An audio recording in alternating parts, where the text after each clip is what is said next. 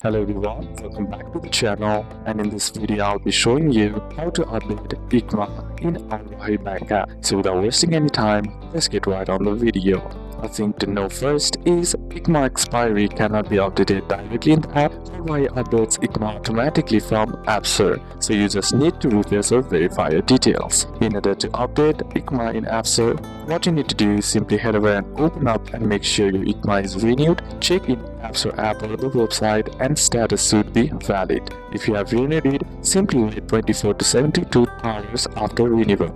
The next step is to open the AL-RAJHI application. Simply head over and open up your AL-RAJHI bank application, then enter in your username and password to log in.